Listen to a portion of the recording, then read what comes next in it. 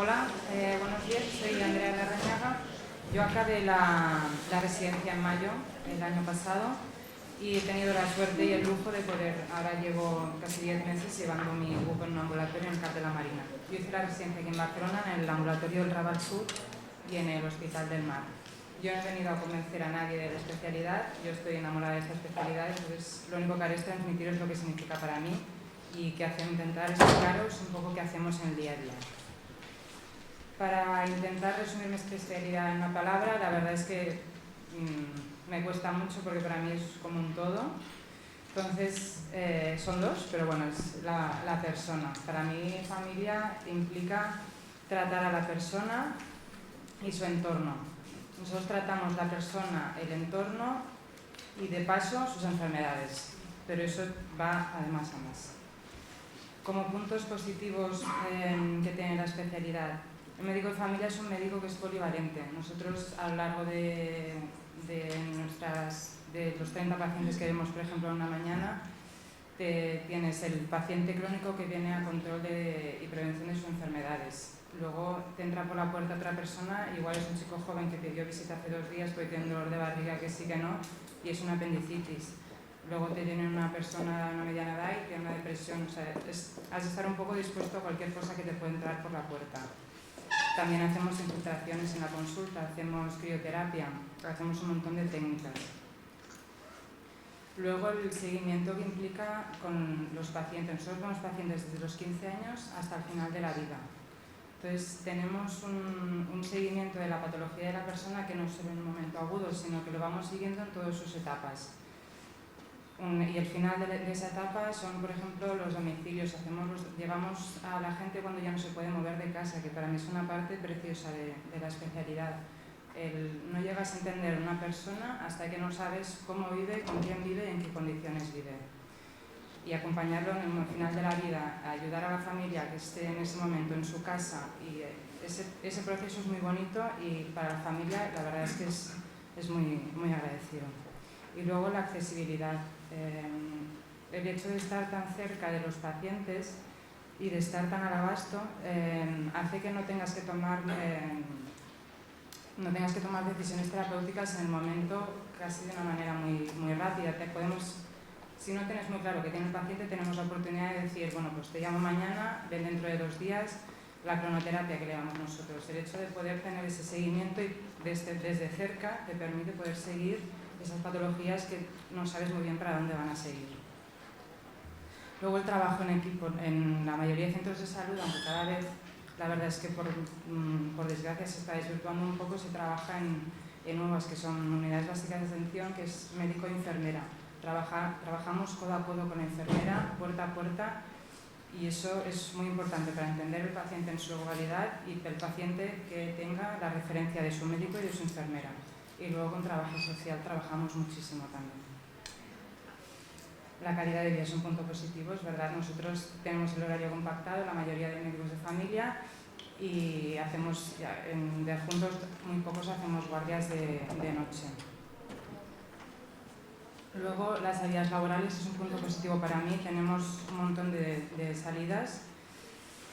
No es lo mismo un médico de familia rural que un médico urbano. Nosotros aquí tenemos un hospital como el Clínico, por ejemplo, a menos de 10 minutos en una ambulancia medicalizada. Un médico rural igual lo tiene a 2 horas de una medicalizada. No tiene exploraciones complementarias, no tiene especialistas. Hacen cualquier cosa sin nada. Son los MacGyver prácticamente de la medicina de familia. Luego las urgencias hospitales, las puertas están llenas de médicos de familia, los centros de atención primaria de 24 horas, los CUAPs. Podemos trabajar en residencias, en unidades de paliativos, en gestión. Se hace muchísima investigación. Y luego una parte que para mí es la más bonita es que el médico eres tú. Tú eres el médico de ese paciente, sin caer tampoco en la parte paternalista, pero cuando llevas 3 meses trabajando en un grupo de pacientes que casi no te conocen, que te has visto solo 3 o 4 veces y que te vengan con 5 recetas de 6 especialistas que han visto en el hospital y te digan, doctora, ya he ido, ¿usted cree que me lo puedo tomar todo? Eso es súper bonito, que confían en tu criterio porque saben que tú sabes todo lo que tienen y un poco poco esa confianza para mí es muy bonita. Los puntos negativos, la burocracia, con 2 R's, es verdad. A nadie nos gusta, no hemos estudiado para hacer informes, no hemos estudiado para hacer papeles, pero es una parte negativa. Nosotros llevamos las bajas laborales, por lo tanto tenemos que hacer informes. Por otra parte es lógico porque nosotros conocemos toda la integridad del paciente, por lo tanto el especialista podrá hacer la de su parte, pero nosotros tenemos que hacer el informe un poco más global. Y luego la receta electrónica, que se ha implantado desde hace pocos años, que tenemos el hecho de renovarla anualmente. Es también un papel más, pero sí que es cierto que es una oportunidad para poder decidir si toda esa medicación que está llevando el paciente, que le has puesto tú, que le ha puesto el otro especialista, que le ha puesto no sé quién, es necesaria o no. Por lo tanto, es un punto negativo, pero por otra parte tiene sus ventajas. Luego, la presión asistencial. Nosotros vemos entre 5 y 6 horas al día, vemos que son los momentos que hacemos asistencia, vemos entre 30 y 40 pacientes. Claro, es una media entre 5 y 10 minutos por paciente. Pues la verdad es que muchas veces cuesta, porque no todas las patologías que te entran por la puerta las puedes atender en ese tiempo. Y para mí la peor parte, que es la presión desde la administración. Seguramente todas las especialidades tienen la suya, pero yo no la he vivido tanto en la residencia, sino ahora que llevo mi cubo de pacientes. La verdad es que desde arriba, que se te esté apretando para hacer objetivos, por recortar igual en algún tipo en tratamientos, o que eso te limite tu práctica diaria, para mí eso es, bueno, en fin. Luego las rotaciones que hacemos, os he puesto un ejemplo de la unidad docente donde hice yo la residencia, aquí en Barcelona.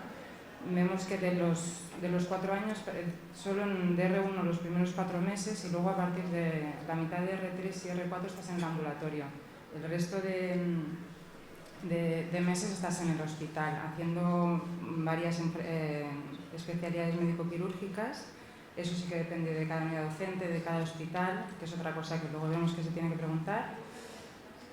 Y vemos que las guardias, realmente desde R1 hasta mitades de R3, incluso casi de R4, se hacen en el hospital. Por lo tanto, quiero decir que hacemos bastantes guardias, 3 y 4 guardias al mes. Hacemos guardias de gina, hacemos guardias de trauma, hacemos guardias de pedia. Realmente nos formamos mucho en urgencias, y eso es donde más nos tenemos que formar nosotros cuando hacemos la residencia, en las guardias del hospital, y luego después en las guardias del ambulatorio y en las guardias de atención primaria. Ahora, desde hace pocos años, la rotación rural de un mes es obligatoria, aquí en Cataluña como mínimo.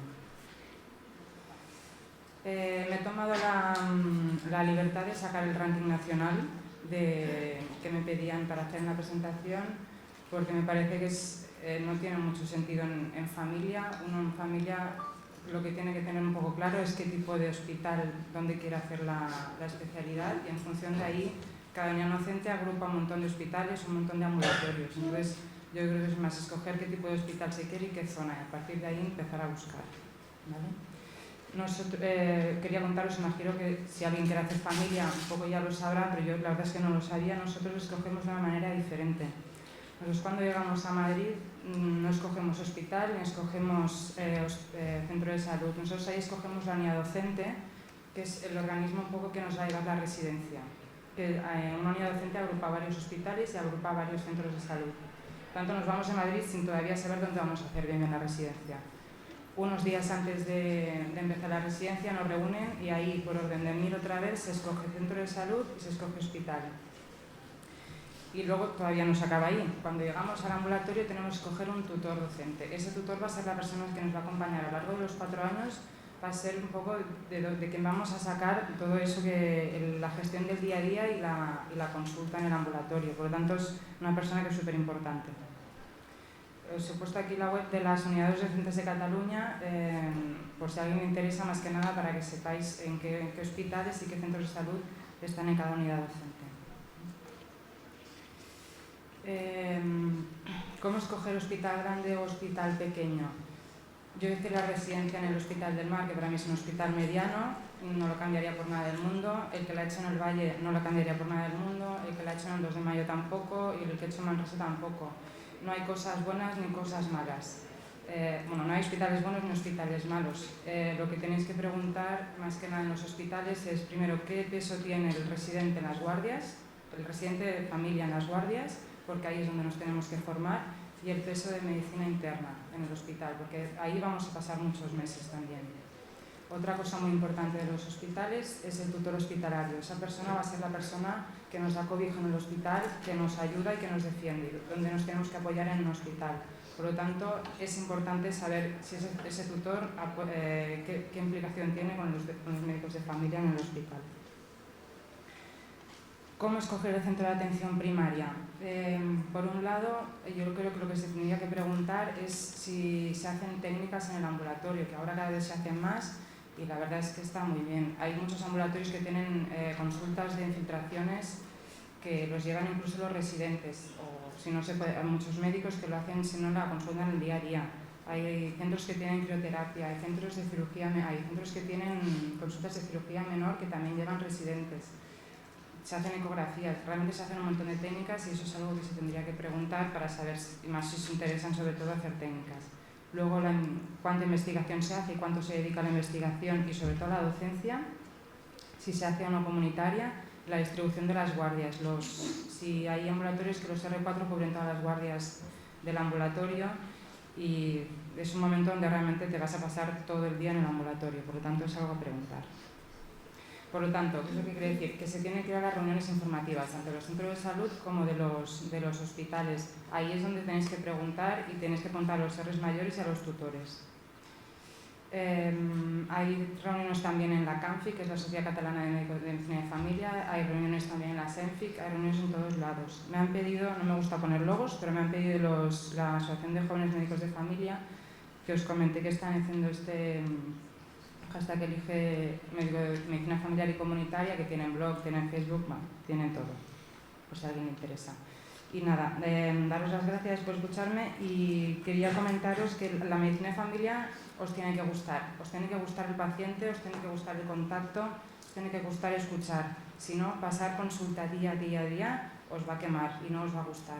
Por lo tanto, yo creo que es una especialidad que se tiene que querer, se puede llegar a querer, pero si os gusta ya de entrada, es precioso. Y que si os equivocáis que no pasa nada, que siempre se puede volver a hacer, no es un drama, ¿no? Y ya está, muchas gracias.